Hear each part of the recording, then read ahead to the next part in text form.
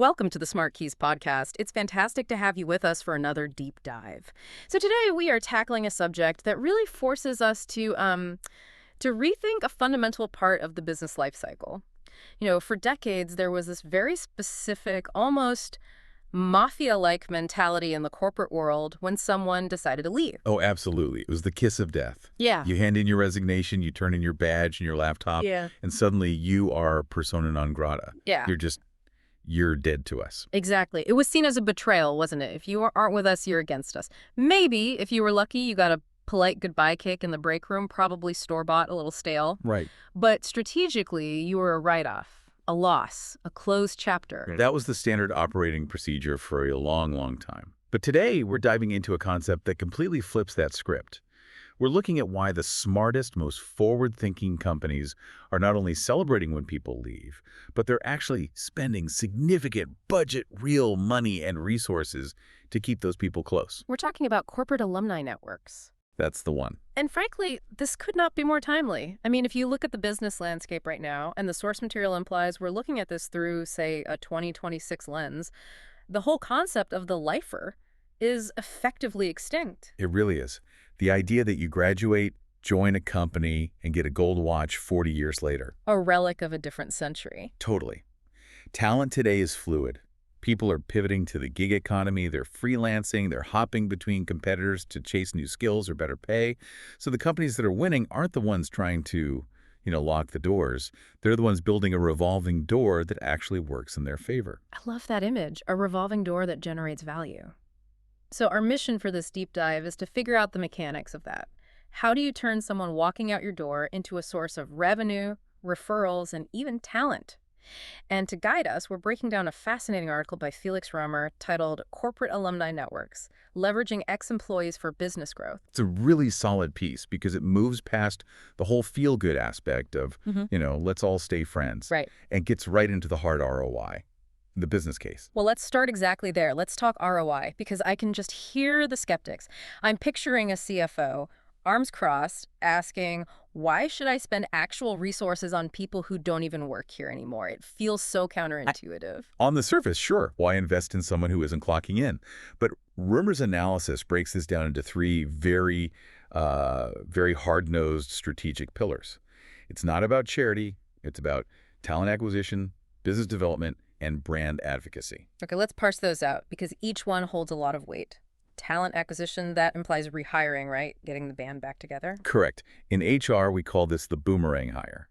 And this is where the economics get really interesting. I mean, think about the cost of a fresh hire. You've got recruiter fees, background checks, but the big one is the ramp-up time. Right. The where is the bathroom phase, Yeah. The time it takes to figure out all the internal acronyms and politics. Precisely. For a senior role, that can be 6 months of just getting their bearings.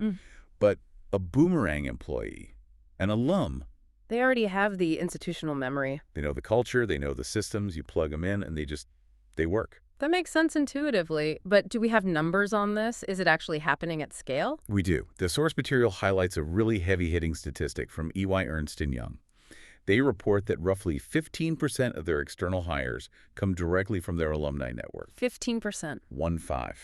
That is a massive chunk. For a company that size, I mean, think about the thousands of people they hire. That is huge. Exactly. If you think about their recruiting funnel, having 15% of your intake come from a pre-vetted known entity, that saves millions in recruitment costs.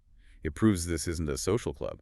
It's a logistics pipeline for talent. Okay, so that covers the saving money side on hiring. What about the making money side? You mentioned business development. This is the part that often gets overlooked, but it's arguably the most powerful. When your high performers leave, they don't just disappear. They go to other companies, often in the same industry, often into more senior roles. So they become decision makers. They're the ones signing the checks. Exactly. So play out two scenarios. Scenario A, you treated them poorly when they left.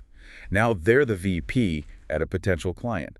When your sales team calls, that door is slammed shut. Or worse, they actively tell people not to buy from you. Right. Now, scenario B, you treated them as a valued alumnus. You kept in touch. Now they're a warm path. They can make introductions. They can advocate for your services because they already know and trust the product. It's essentially seeding the market with sleeper agents for your sales team. That's a slightly nefarious way to put it, but Yeah. yes, It creates a referral engine that you don't have to pay commissions on. And that ties right into that third pillar, brand advocacy. Yes. We live in a low-trust economy. Nobody believes billboards or polished press releases, but everyone believes their friend who says, yeah, that company was a chaos factory, or actually that place was brilliant. So your ex-employees are your loudest PR team, whether you like it or not. You can't control what they say, but you can definitely influence how they feel. And in a world of Glassdoor reviews and social media, that reputation management is absolutely critical. Okay, I buy the why. It saves on hiring, it drives sales, it protects the brand, but I want to see what this looks like in the wild. Because my fear is that companies say they have an alumni network, but it's really just a dusty LinkedIn group that nobody checks. Who is actually treating this like a product? You're right to be skeptical, because execution is everything. But Römer points to a few examples that are operating at a different level. Yeah. And you have to start with McKinsey & Company. The consulting giant, of course. For good reason. They are the absolute masters of this. They don't view their alumni network as people who left. They view it as a launch pad. They have somewhere between, 30 and 37,000 alumni, and they run over 100 events a year. Wait, over 100? That's 2 a week. That's an operational machine. It is a machine. But look at the outcome. The source notes that over 80 unicorn companies, startups, valued over $1 billion, were founded by McKinsey alumni. Does McKinsey take credit for that? They celebrate it. And that's the genius. They don't say, you should have stayed. They say, look at what our people go on to do. It positions McKinsey not just as a job, but as an elite finishing school for billionaires. It creates a status symbol. I'm ex-McKinsey. It's like a university degree. It adds value to your personal brand just to be part of that club. Exactly. It turns the firm into a prestige magnet. So what about Deloitte? They're on a similar scale. They are, but with a slightly different flavor. They have over 300,000 members. Their ethos is colleague for life. I like that branding. Colleague for life. It implies the relationship transcends the paycheck. It does, and Deloitte focuses heavily on content. They have an alumni stories, podcast, webcasts, newsletters. They work very hard to keep their brand top of mind for former employees. So even if I'm 5 years gone, I'm still consuming their insights, which, yeah, it keeps them in my head if I need to hire a consultant later. Bingo. Mm-hmm. It's content marketing, but for people who already trust you.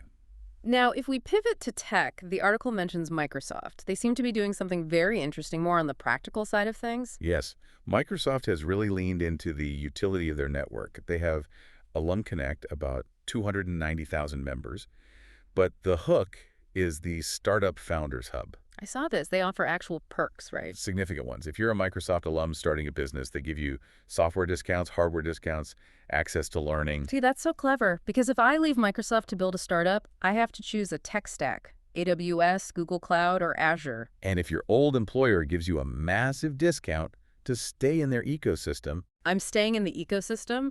I'm building my unicorn on Azure. you're locked in. It's a defensive moat disguised as a perk. That's incredibly smart. So for a totally different vibe, let's talk Starbucks. Once a partner, always a partner. Yes, Starbucks leans into the emotional, the community aspect.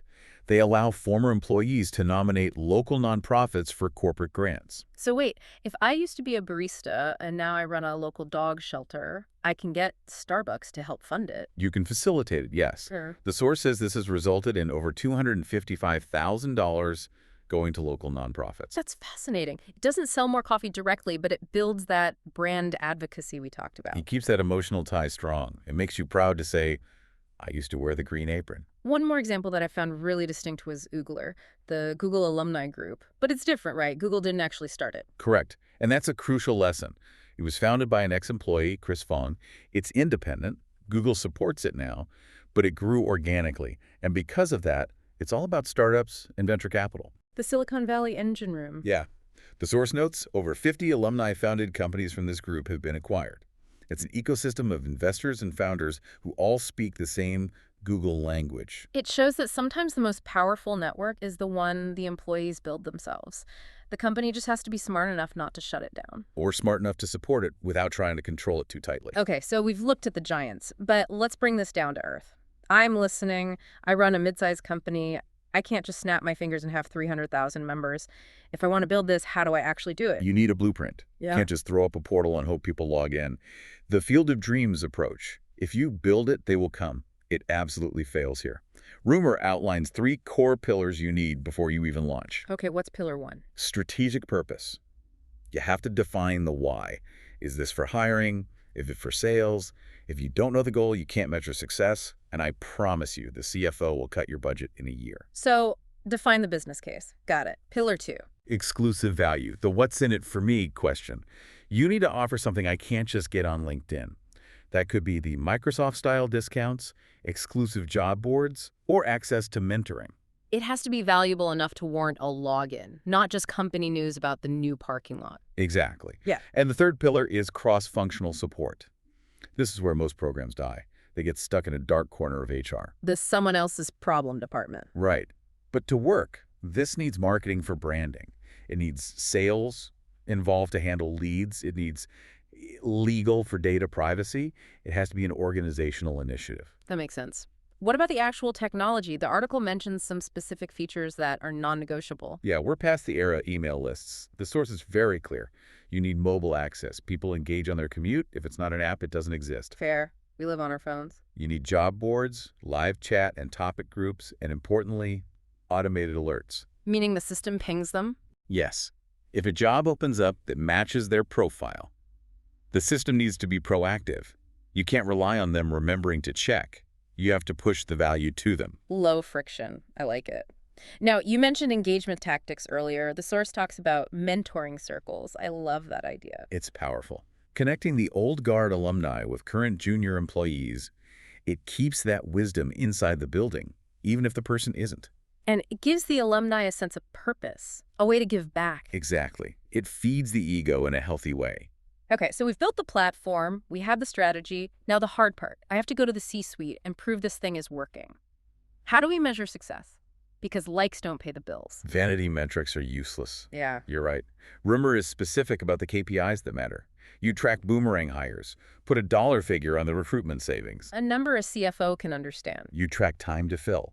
If this helps you close a rec in 3 weeks instead of 3 months, that's operational efficiency. And time is money. But the holy grail is influence deals. Can you trace a closed sale back to an introduction made by an alum? How do you even do that? That seems tricky. It requires integrating your alumni platform with your CRM. So you can see that, hey, John Doe, who used to work here, is now the VP at Target Account X, and he just downloaded our white paper from the alumni portal. Ah, connecting the dots. The text mentions Goldman Sachs doing something interesting here. They have a dedicated job marketplace. A marketplace. Yes, it allows alumni to post jobs and find jobs. But think about the secondary effect. If I'm an alum posting a job for a senior developer, It tells Goldman Sachs exactly where you are and that you're hiring. it signals growth. That is business intelligence. It turns the alumni network into a listening post for the market. It tells the sales team, hey, this company is expanding, maybe give them a call. That's brilliant. It's not just come back and work for us. It's we see you, let's do business. It closes the loop between HR and revenue. So let's zoom out. We've covered the mechanics, the case studies, the metrics. But what does this all mean for the future? This sounds like a fundamental shift in the definition of employment. It is. If you synthesize all this, it points to a move from a transactional model to a relational one. The old contract was, I pay you, you work, we're done. The new model is, we have a relationship that lasts your entire career, regardless of who pays your salary right now. It totally changes how we should look at the exit interview, doesn't it? Completely. The exit interview is usually this awkward defensive moment. Why are you leaving? What did we do wrong? It feels like a breakup. It's so uncomfortable. But in this new world, the exit interview is actually an onboarding interview. Onboarding. Yes, it's onboarding into the alumni network. It should be. We're sorry to see you go. Here is your login for the alumni app.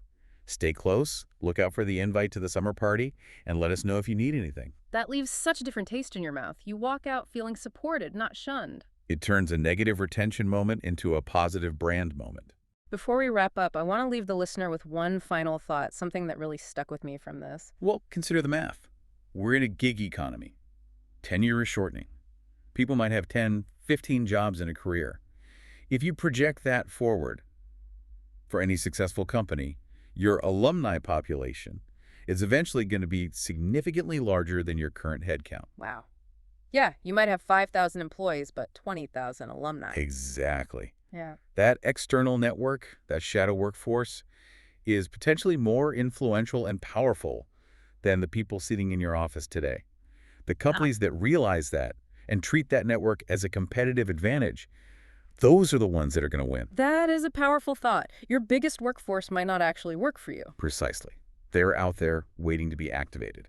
Well, on that note, we are going to wrap this up. I want to say a huge thank you to you for tuning in to the SmartKeys podcast today. We hope this gave you a fresh perspective. It was a pleasure to break this down. If you enjoyed this deep dive, please make sure to subscribe to the SmartKeys podcast. We have a lot more coming your way. And if you want to dig into the details, I highly encourage you to read the full article, Corporate Alumni Networks by Felix Römer. We've put the link right there in the show notes for you. Definitely worth a read. Thanks again for listening, and we'll catch you on the next deep dive.